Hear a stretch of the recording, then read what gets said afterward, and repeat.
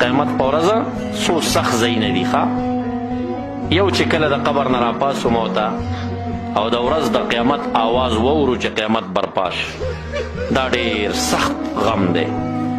دا دومره سخت غم دی چې دا ځوان هلکان چې تازه یې ږیره راغلې ده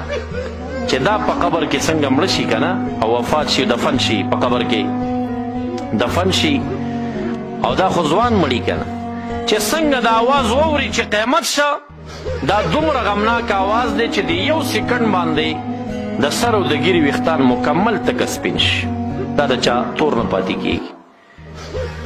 ولو بالفرض والتقدیر که دغه وخت کې د حاملې په خېټه باندې حمل وي د دومره غم دی چې هغه حمل به وغورځي یو غم ورځ دغه ده دلته بیا غم دا دی چې د شا نه اور درپسې کېږي د شام او د سعودي درمیان دا سرحد چې دی دلته محشرګاه جوړیږي د دې ځینه د شامه پورې دا منډه او دا مزل را په غاړه دی معتاد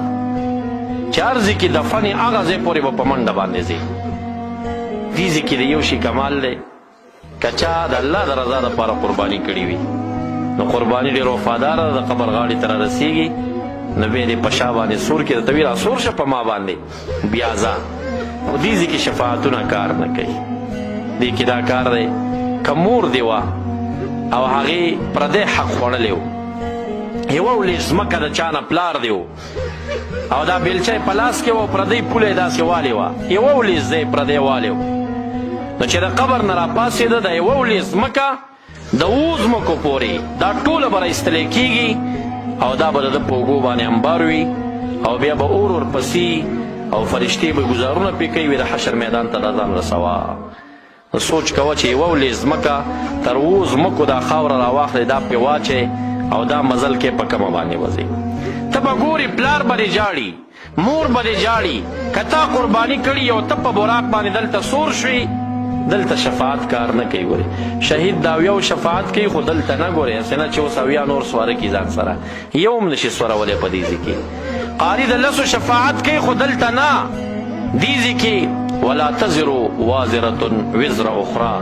یو بار وړونکی د بل بار نشي وړی هغه دا ځای دی چې دلته شفاعت بالکل یې کار نه کوي دی چا شفاعت هم دلته کار نه کوي بس ځانځاني ده که پردی حق دې په غاړو هغه به دې په اوږو باندې وي که مالونه او زکات دې نه ورکړی هغه به در باندې دا اوښان او دا غویان او دا ګډان به په اوږو ورته سواروي خو دا به راکاږي ځان پسې پردي حق کې ډېر احتیاط وکړئ دې نه ځان وساتئ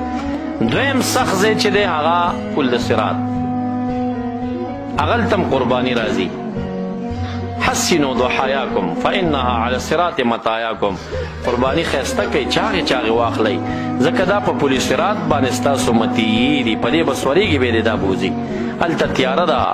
هغلته ګرمایش د جهنم دی هغلته نریوالی دی او ډېر خوف دی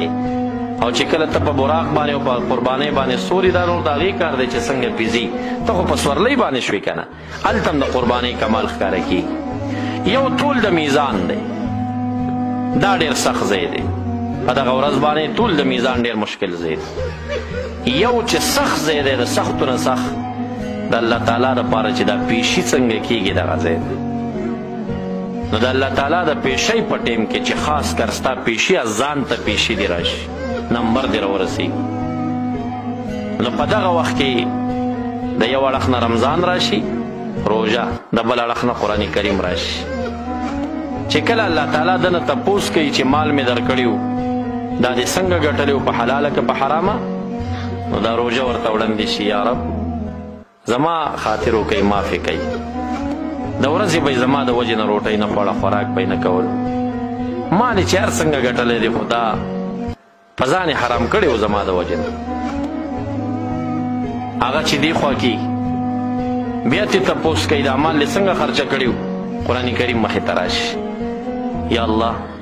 زما خاطر وکوئ معافې کوي د شپې به ولاړو تلاوت به یې کول تر هغې پورې حدیث مبارک کې راځي